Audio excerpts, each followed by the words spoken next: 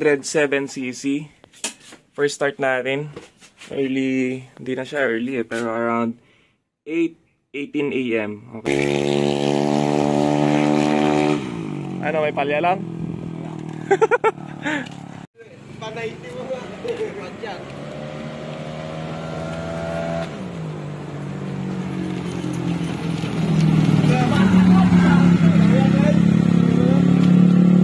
Bira mo. Tignan mo kapag naipit yung cable.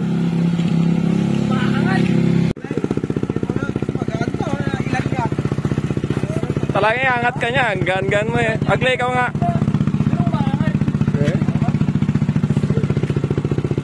Karga na.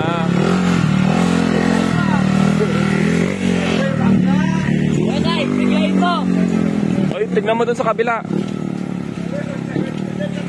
Kumawala ata yung sayasi niya. Nilalak. Sige mamaya. Pero always i-check nyo kung gumagana o barado yung thermostat kasi pwedeng pagkosan yan ng overheating.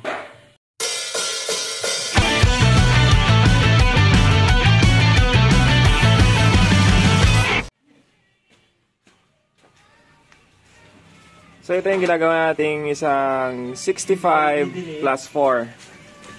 Ito yung VVA delete na budget friendly.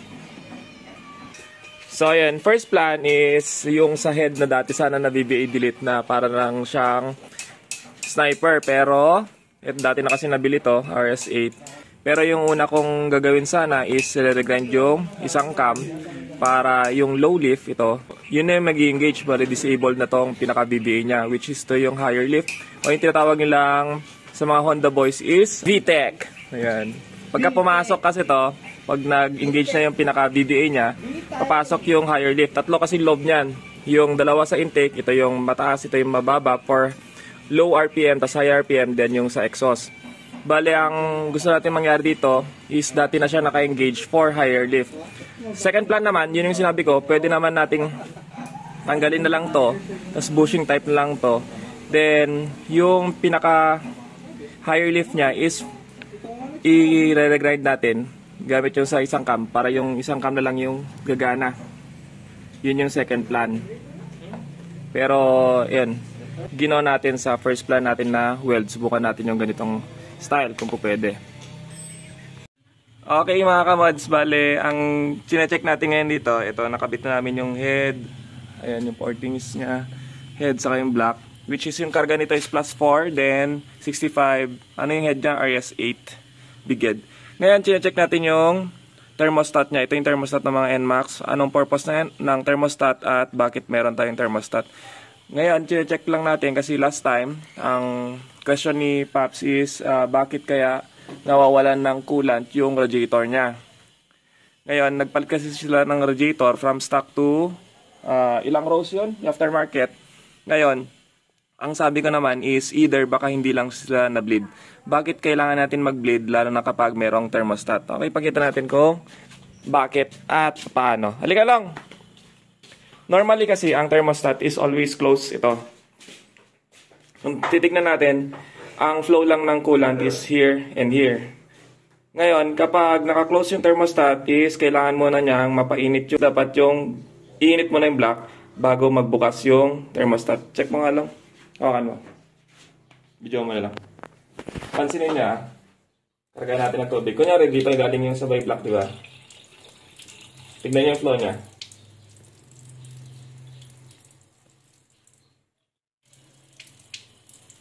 Di ba? Always close muna yung papuntang radiator.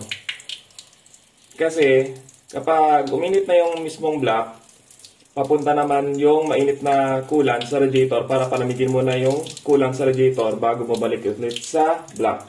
Ngayon, tignan natin, magpainit naman na ako ng pangkape natin. Subos na sa kakatesting namin. Okay, medyo mainit-init to. Papasok. Ano ba? Ngayon kapansin nyo, kapag kinargan ko na ito ng mainit, kanina malamig, dito lang yung flow niya. Ngayon, once na pumatak na siya ng 65 or 75, depende yan sa init. Hindi, sa ano niya, nakaset sa thermostat niya. Dapat magbubukas na rin yung kabila. konting patak. Takpan mo nga dito lang. Ay, mabunay hindi. Ganito na lang ba para makita nila. Yan, may lumalabas, di ba? Yan, dapat kapag bumukas na yan, yan, mag-flow na yan. Magsasara na yung kabila para, ay, mainit. Para bumukas na yung sa radiator. Yan yung flow ng thermostat. Ngayon, di ba mapansin nyo, may nagpa-flow na tubig.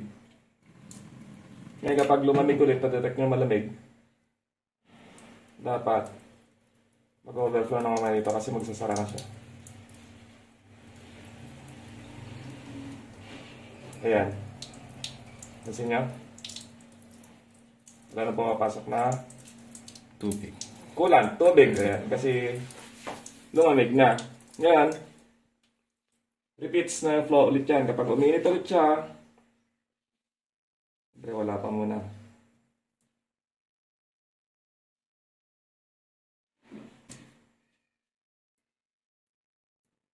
Yan, nakabukas na ulit.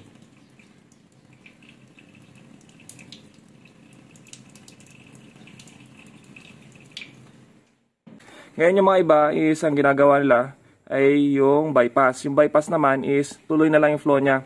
Yung mainit na coolant from radiator is bumabalik sa block, paikot-ikot lang yan. Maganda siya kapag high speed or pang biyahe na lang sakali. Pero kapag daily use para sa economy din, mas maganda pa rin talaga yung may thermostat.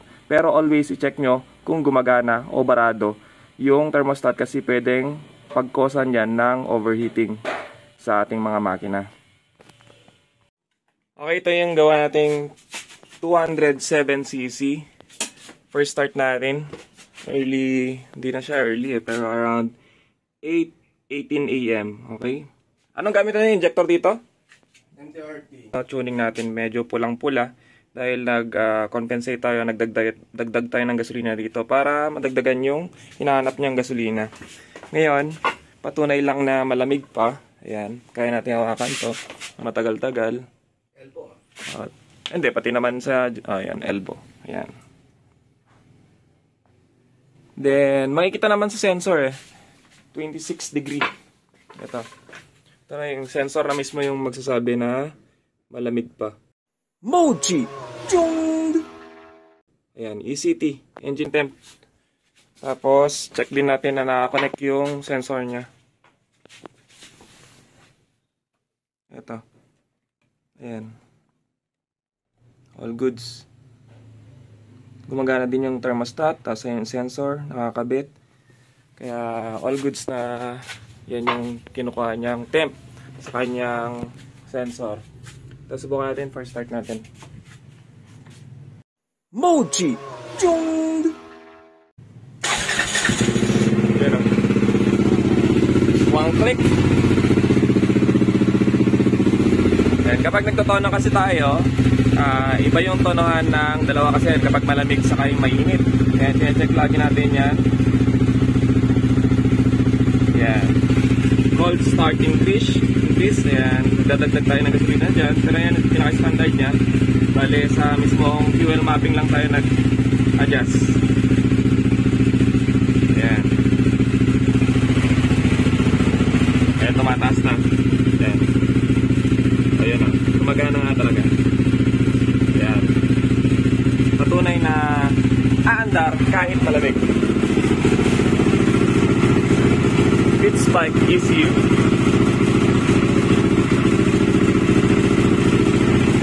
Tingay ng plaka niya.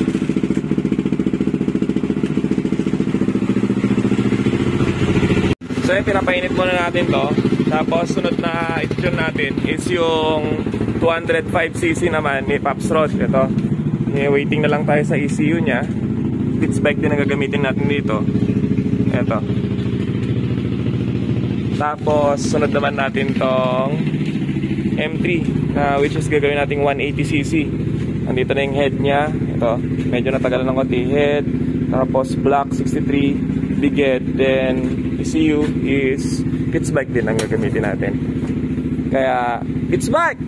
Baka naman! Yan. 24 pin. Tapos naka version 4 JBT. Big valve na to. Laki no, pero special to. Papart pa natin to. Dahil ayan o. Once nakita naman na big valve. Pero special to kapag, lalo na kapag magano kayo, mapa-big valve din ang mga head ng Mio M3 Mio i. Special yung kapag nasiraan kayo ng valvula, ganun din gagawin ulit. Tapos ito, tanggalin mo nga to. Ito mahirap to magganap eh. Pakahirap hanapin ito. 63, ayan o. 180cc. Tapos sunod daw niya siguro kapag nagsawa na siya dito. 4 valve naman daw, 4 valve head. 4 valve head. GVT rin dito. Silip pa more, stop lang. Cold start din to, okay din to eh. Nakatune lang to sa stock ECU as of now. Ito. Yan. So, start nga natin. Wala pa rin battery. Sa reader pala. Update naman dun sa, ayan, pinaparapol natin, nandito lang to. Kaya yung mag-aabol ng mga slots, ito po yung DOHC 4 valve, carb type, hindi ba FI. Tapos ito naman yung ginagawa nating stress bike. Ito. Dumating na din yung aluminum tank. Tapos ayan. And ang mga kulang na lang siguro is yung wave front shock, tipos na aluminum, tapos butterfly nya, tapos handlebar, tapos koken na clutch desk, transformer na brake. Ayan. Paunti-unti mabubutin natin tong stress bike habang naghihintay tayo ng Yamazuki 300cc. Yamazuki, dito yung pyesa nito eh. Nakuha ko na rin eh, saglit lang. Eto. Yan ang new head again. Tapos syempre M3 gagamitin nating pipe. Ngayon hinihintay ko na lang yung base plate kay set kasi pina-rendition ko. Pinagawa ko ng dalawang choices. Tapos siguro tingnan na lang natin kung paano. Yung sigunyal nito is tapos na, pero siguro papalitan ko. Gawan ko ng panibagong video siguro yung sigunyal na yun. Pwede ko siguro i-out yun. As of now, ito muna. Yan. Nakatambak muna siya kasi naghihintay tayo ng base plate. Pero hoping this coming December or before January or after January, depende, bahala na, is mabubuo na rin natin to. Then dadalhin ko ulit tong crankcase na to para masukat natin ng panibagong sigunyal. Paggawa natin kay PKB naman yan. PKB, Papa Knows Best. Ayan, nasa 86 na. Pwede natin siyang bila-bilahin.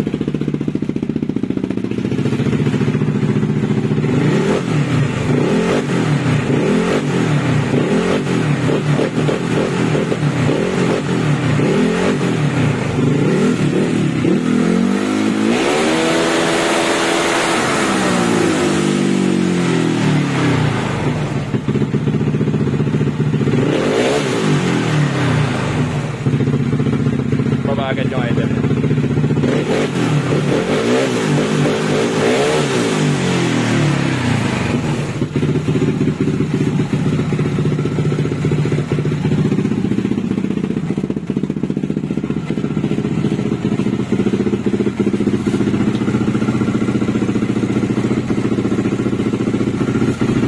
Ito pala yung ano.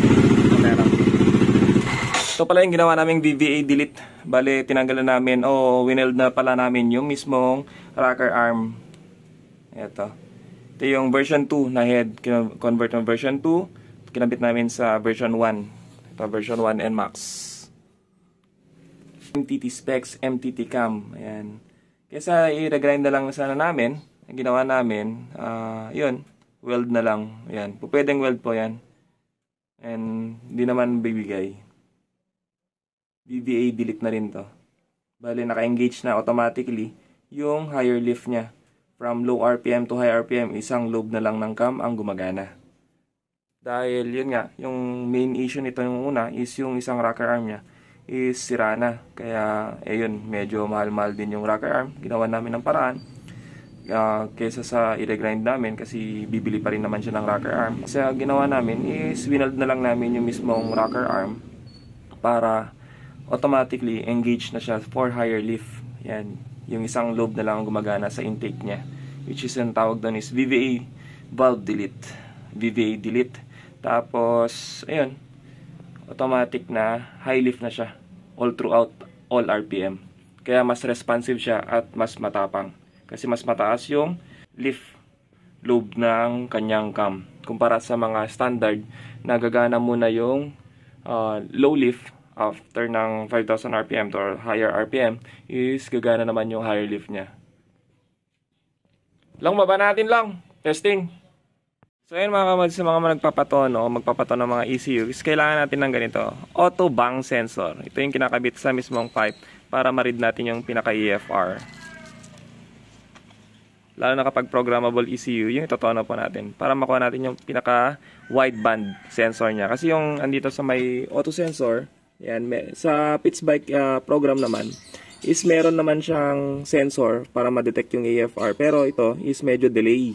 Kaya kailangan natin ng wideband para mas mataas yung mariread niyang EFR kumpara dito sa auto sensor.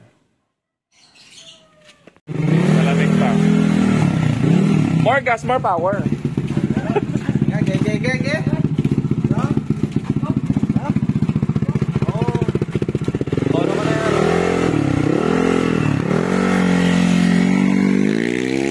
Mochi! Chung! Ano, may palya lang?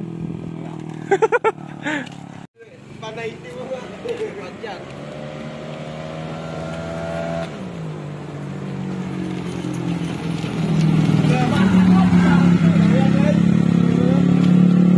Bira mo. Tignan mo kapag naipit yung cable.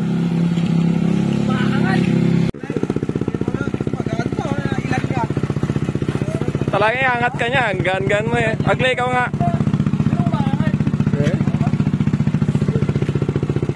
Karga na.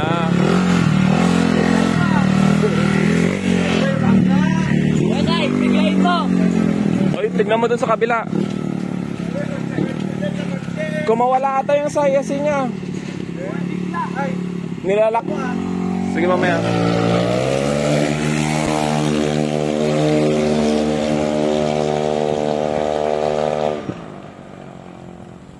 Walang palya yun. Walang palya doon. Pero umaangat mag-starting. Check mo yung ISC niya. Ilak mo yung ano niya.